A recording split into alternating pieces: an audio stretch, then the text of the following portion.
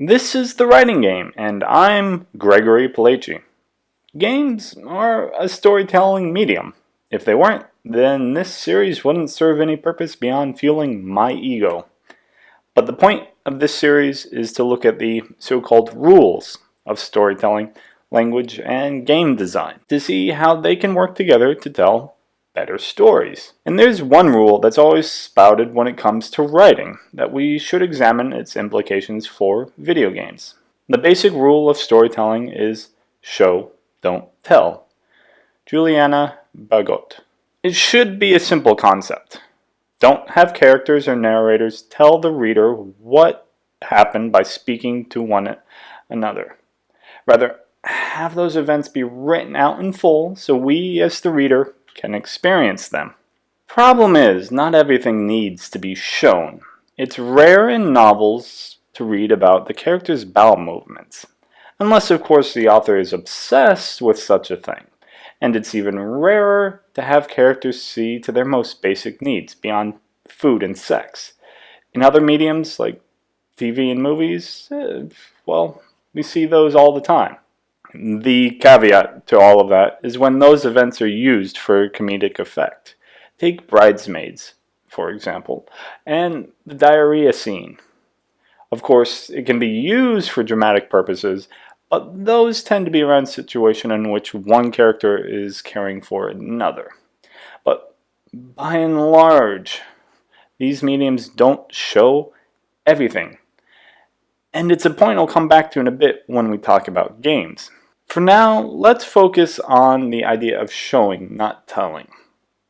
One of the issues faced by writers, particularly those working in fantasy and science fiction, is how to introduce the world and the various concepts that make it different enough from the world we live in and thus needs some sort of explanation.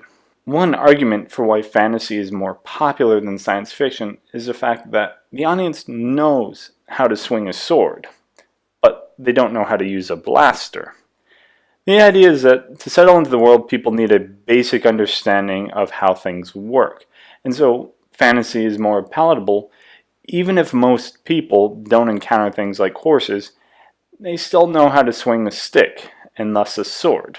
Either way, there is a lot of history and cultural experience that is not innate to the reader, hence the use of exposition or info dumps. One of the most iconic examples comes from Star Wars, with a long time ago in a galaxy far, far away, followed by the scroll. Oh, that scroll. It does so much. It sets us up for what to expect from the universe of Star Wars. It details events far and wide, and introduces us to some of the major players we encounter. The scroll also entices us and leaves us wanting to know more before we even meet any of the characters. Most stories don't begin this way, regardless of medium. Instead, they give us a scene or scenes with the main characters to demonstrate the rules of the world and the personalities at play in it, and how they'll interact with those rules. It's no different from a tutorial in a game, really, where exposition gets boring and generally unnecessary, is in the gratuitous details authors choose to share about items within their story.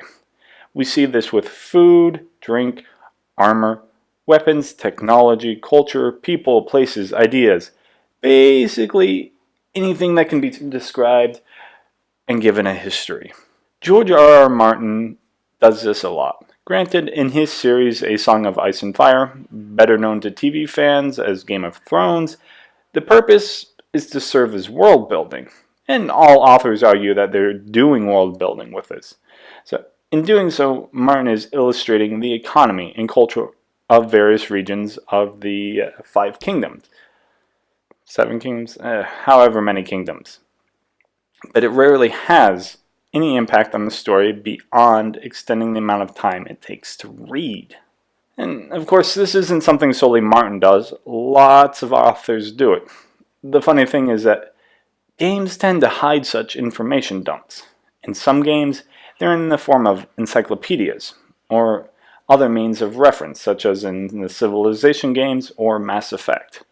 Games like Dragon Age and Destiny have more story-focused lore references, and then there's games like Skyrim with its hundreds of books. These are systems that don't need to be viewed for play, and generally just convey extra details with little in terms of tutorialization. Some games, like the original Destiny, went so far as to not even have them in the game. Rather, the Grimoire cards had to be accessed online or through an app. Aesthetic and production choices aside, the inclusion of that information never informs gameplay, or the story being told, similar to novels. The removal or separation of that information is an aspect of games that novelists could learn from, padding their books out with a glossary, encyclopedia, or reference guide to help confuse readers or lovers of lore. But then again, after David Foster Wallace did it in Infinite Jest, I don't think anyone's willing to try it. But where games haven't learned from novels or movies and TV is to cut certain actions. Characters move from place to place, time to time, with little need to show the intervening time or space. Games, however, struggle with this. Open world games like Watch Dogs 2, Horizon Zero Dawn, GTA, etc. ad nauseum are notoriously bad at this. You don't immediately jump to the next beat in a mission, but have to travel there across increasingly larger world maps that don't allow you to fast travel during story missions, generally for technical reasons. Now, L.A. Noire was cited as one of the worst examples of this very thing. And though it's from relatively early in the history of open world games, its monotony of driving through empty streets should be reason enough to cut that part of the game. If not entirely, then in part. The rule of show don't tell can be argued every which way, and the amount of acceptable exposition changes with time and culture. Look at older books like Shogun and the rest of the Asian saga by James Clavell, for example. There are countless times in those books, of which I've only read Shogun and Taipan, where things are stated and not shown. Details are shared to the reader with little concern over whether or not it affects the pace. And if you want a prime example of why you should follow the rule of show don't tell, look at Suicide Squad, according to Andrew Walsh. Blow by blow, each moment of the film is narrated with direct exposition. The film has other issues, the desperate need to explain that bad people are actually good underneath, but the failure to trust in the story and actors to explain the narrative is where the problems start. No medium is ever without its issues when it comes to the concept of show don't tell, but by and large it is a solid concept. The key is knowing when to follow it and when to break it. But that's true for every rule. Games have the added caveat of play, don't show, which immediately brings to mind the question of whether or not a game should ever use cutscenes. I'm not going to debate the issue and come down on one side or the other, as each instance has its own needs. Your game will need them or it won't. It's not like you have to follow this rule in that regard. It's like beginning a film with narration. Generally, it's considered poor form to do so, but there are movies which do that very thing and succeed. Adaptation, starring Nicolas Cage, Meryl Streep, and Chris Cooper, does just that. And it won an Oscar. Games like Half-Life and Half-Life 2 forego cutscenes and choose instead to always keep the player in the perspective of the character, in this case, Gordon Freeman. But not all games are in a first-person perspective, just like not all novels are, and fewer TV shows or movies are. The most recent God of War, for example, is always in third person, but taken from over the shoulder of Kratos. The game never breaks from this perspective, whether going into the inventory or during scenes between characters where the player does not have control. It's similar to what Half-Life has done, but with different challenges technologically. Halo is a great example of a game that switches perspective based upon an in-game interaction, namely driving vehicles. And it also uses cutscenes, Whether that throws some people out of the fantasy of being a super soldier is ultimately a personal one, because regardless of that fact, it's still an involving game that does a lot of things right and well. And of course, I have a great love for it. The rule of play don't show is not as strictly enforced by critics as it is so often with other media. Part of that may be the fact that video games are quite young comparatively, and have yet to put down tried and tested rules for their creation, but it still warrants further examination. My first thought on this rule is it's inherently hard to follow, given there's a certain amount of knowledge the player has to take in, especially if they're playing an RPG, or a game with a character that has a backstory and experience in the world.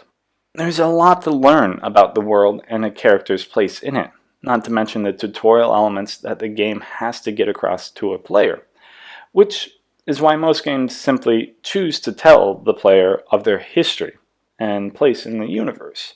Both BattleTech and Mass Effect do this very thing during the character creation process. Other games, most notably FABLE, have the player actually play through the character creation as a tutorial that introduces the player to the world and the role of the character. But that's rare. My favorite game to talk about, Firewatch, finds an interesting middle ground to this dilemma, introducing the world and the player character of Henry, along with basic tutorials through a combination of direct exposition, choose your own adventure sequences, and 3D exploration. It's effective and moving for its brevity, even if it goes against the rule of play, don't show. Then again, for most of it, it doesn't even show, but tells you, the player, what Henry's history is.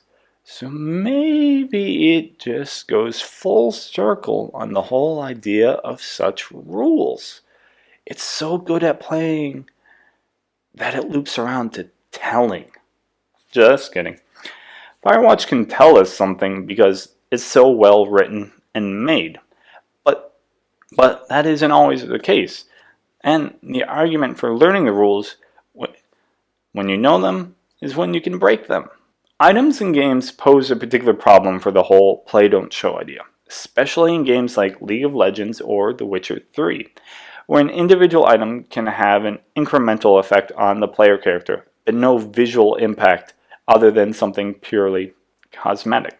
Path of Exile is better at adhering to this rule, given the gems one sockets into armor and weapons often have both a cosmetic or visual effect, as well as a gameplay effect. So, by switching gems in your mace, your character may now start to do ice damage, whereas before they did fire damage.